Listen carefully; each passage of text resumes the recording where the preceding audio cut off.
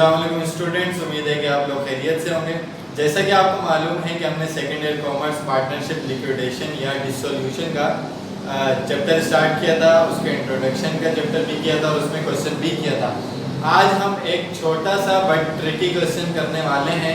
बहुत ही आसान सा क्वेश्चन है, बस आपने कुछ चीज़ों पर ध्यान देना है तो वो क्वेश्चन आपका जल्दी से हो जाएगा।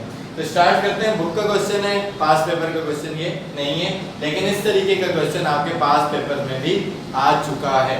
तो कह रहे हैं कि Mushtaq and Hanif were partner sharing profit and losses in the ratio of their capital. अपने कैपिटल से प्रॉफिट और लॉस बांटेंगे जो भी होगा।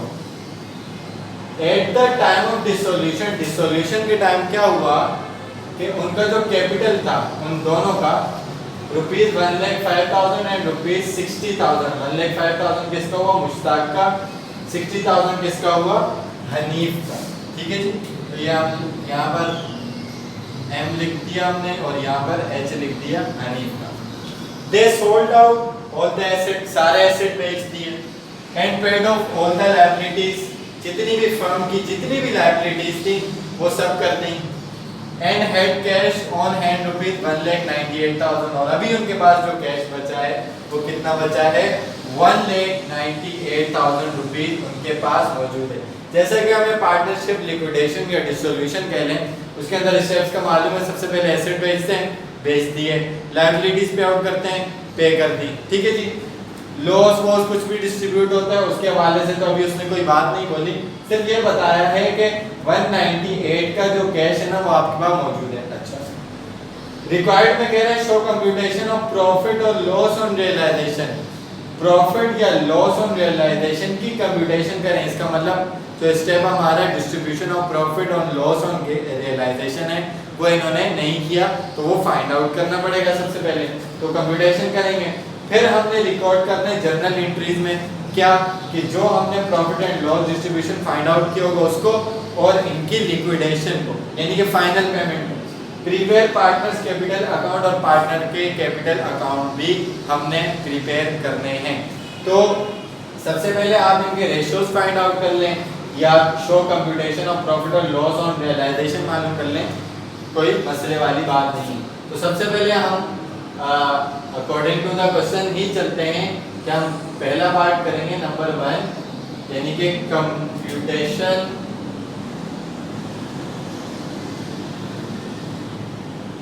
फॉर प्रॉफिट और लॉस ऑन रियलाइजेशन। प्रॉफिट और लॉस हम जब निकालेंगे तो कैसे निकालेंगे? देखें, दोनों पार्टनर्स का कैपिटल कितने हैं? 105 प्लस 60 165। कैश ऑन हैंड कितने हैं? 198, ज्यादा है इनके कैपिटल से। अब हमें ये बात मालूम है कि लिक्विडेशन में लास्ट में क्या करना होता है कि जितना पार्टनर्स का कैपिटल हो उतना ही कैश होना चाहिए। अब ये इक्वल नहीं है, कैश ज्यादा है और इनका कैपिटल कम है, तो साफ बात नजर आती है कि इन दोनों को क्या हो रहा है? प्रॉफिट हो रहा है। तो आगे क्या करना है कि पार्टनर्स कैपिटल बैलेंस से अवेलेबल कैश को लेस करवा देना है। तो देखते हैं कितना बैलेंस आता है। तो यहाँ पर लिखें आप पार्टनर्स कैपिटल बैलेंसेस। कैपिटल से आपके पास कितने थे? 105 plus 60,000 is equal to 1,65,000 less करवा देना है अवेलेबल कैश। और कैश आपके पास कितना अवेलेबल है? 1,98,000 का। जब आपने लेस करवाया तो आपके पास कैश ज़्यादा है, पार्टनर्स का कैपिटल कम है, तो ये आ गया 33,000 आपके पास बैलेंस। तो इसका मतलब ये क्या हुआ? गेन ऑन रियलाइजेशन है, गेन है, प्रॉफिट है आपके पास कि आपने एसेट ज़्यादा के बेचे होंगे, इस वजह से आपके पास कैश क्या है? वो ज़्यादा आ रहा होगा। तो गेन ऑन रियलाइजेशन आपके पास कितना आ गया? 33,000। ठीक है जी। तो उसके बाद आपने क्या करना है? ये हमारा पहला रिक्वायर्ड हो चुका है। सेकंड के रिकॉर्ड जर्नल एंट्रीज। आपने जर्नल एंट्रीज बनानी है और उसमें रिकॉर्ड कर देना है। तो आप लिख लें दोनों का जर्नल एंट्रीज, ये पहला था, ये दूसरा था Mushtaq and Hanif general journal. Month वगैरह आपको गिवन नहीं है, मैं यहाँ पर पैटर्न नहीं बनाऊंगा, डायरेक्टली एंट्रीज बनाऊंगा। तो पहली एंट्री हमारी किसकी बनेगी, डिस्ट्रीब्यूशन की बनेगी, ये प्रॉफिट की। लेकिन ये डिस्ट्रीब्यूशन कैसे करनी है, हमने उसने बोला था their profit and loss in the ratio of their capital, उनके कैपिटल से। तो हम सबसे पहले क्या करते हैं कि इनके पार्टनर का जो पार्टनर्स हैं यानी कि मुश्ताक एंड हनीफ, उसका रेशियो निकाल लेते हैं। इसका कैपिटल था 1,05,000, इसका 60,000, तो 30 से 30 कैंसिल कर दिया आपने, 105 यहाँ पर आएगा, 60 यहाँ पर आ जाएगा। 5 के टेबल से दोनों को कैंसिल आउट कर लें,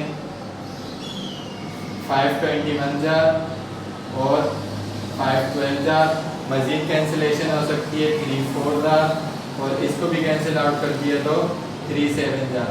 दोनों का सम किया हमने तो हमारे पास आंसर आएगा 11।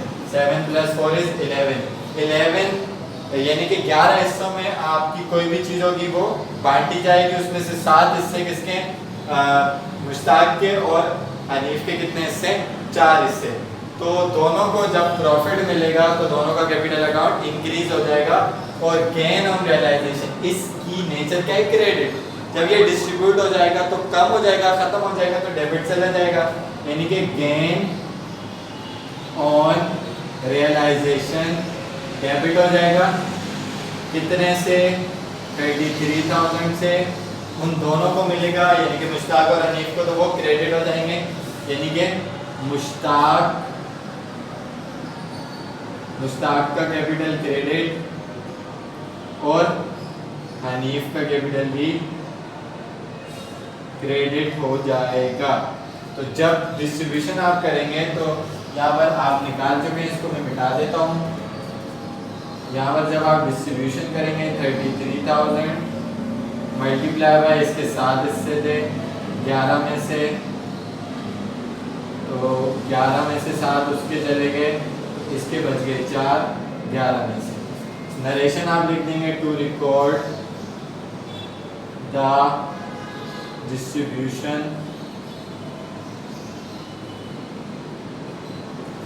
ऑफ गेन या गेन ऑफ रियलाइजेशन आप लिखते हैं।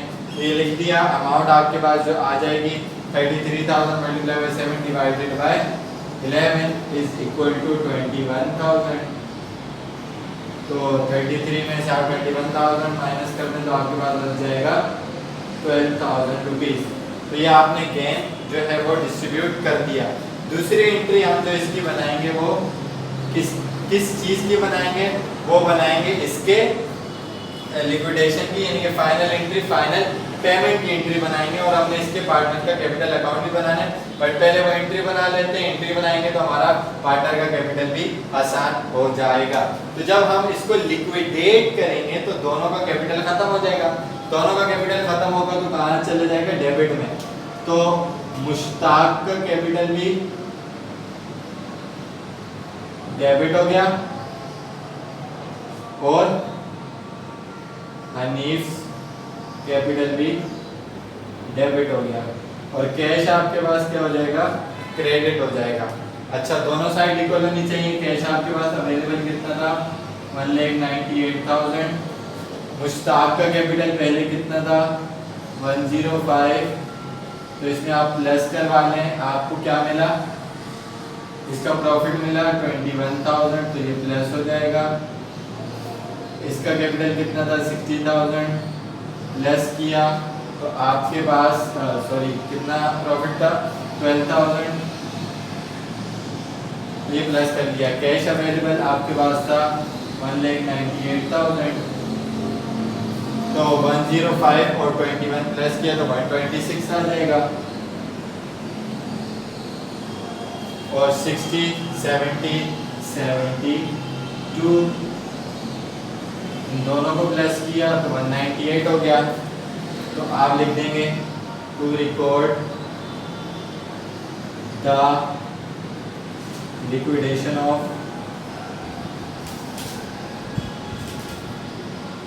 पार्टनरशिप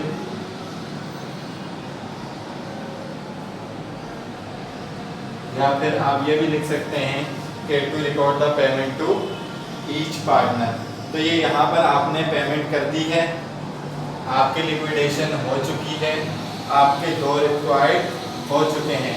पार्टनर का कैपिटल अकाउंट आपने बनाना है। यहाँ से ऊपर मैं इसको मिटा देता हूँ और दोनों के हमने कैपिटल अकाउंट बना देने हैं। तो कैपिटल अकाउंट्स हम बनाएंगे।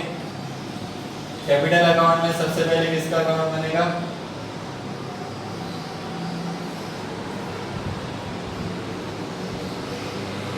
कैपिटल अकाउंट मुश्ताक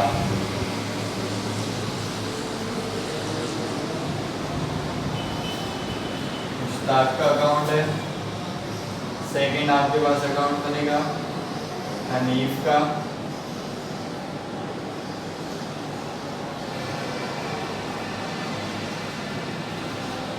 तो देखें मुश्ताक के पास क्या था? बैलेंस।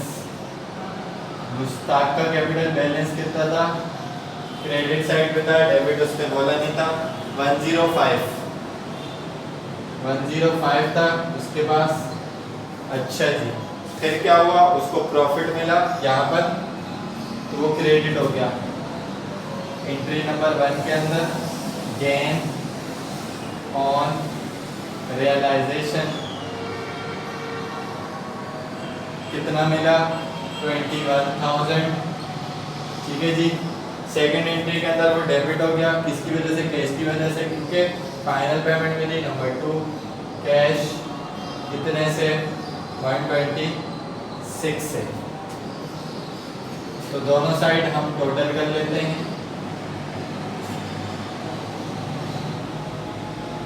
126 दोनों साइड इक्वल हैं, इक्वल होनी भी चाहिए, क्योंकि अकाउंट खत्म हो चुका है, यानी कि अकाउंट खत्म हो चुका है। पेपर में आपने ऐसे नहीं करना जैसे मैंने लाइन बनाई। मैंने आपको बताने के लिए समझाया कि अकाउंट खत्म हो गया है बिजनेस में से, दोनों साइड इक्वल आ चुके हैं। इसी तरीके से हनीफ का बैलेंस कितना था? हनीफ का बैलेंस था 60,000। उसको भी प्रॉफिट मिला, लॉस तो नहीं मिला। गेन मिला, गेन ऑन रियलाइजेशन गेन मिला उसको 12,000। और सेकंड एंट्री में उसको कैश मिला, वो डेबिट हो गया। डेबिट साइड कैश कितना मिला? 72,000। तो दोनों साइड जब हम इक्वल करेंगे, यहाँ भी 72 है और वहाँ भी 72 है, दोनों साइड हमारे पास 72,000 आ गया। तो इसका अकाउंट भी दोनों साइड से खत्म हो गया, यानी कि आपकी पार्टनरशिप जो है वो खत्म हो गई है। तो यहाँ पर आपका तीसरा रिक्वायर्ड भी हो गया और आपका क्वेश्चन भी कंप्लीट हो गया। बहुत छोटा सा क्वेश्चन था, ट्रिकी क्वेश्चन था। आपको कॉन्सेप्ट क्लियर होना चाहिए, क्या चीज़ है इसमें और क्या चीज़ नहीं है, तो आप इसके फिगर्स फाइंड आउट कर सकते हैं। लेकिन अगर आपकी समझ में फिर भी नहीं आता तो आप कमेंट सेक्शन में क्वेश्चन को पूछ सकते हैं।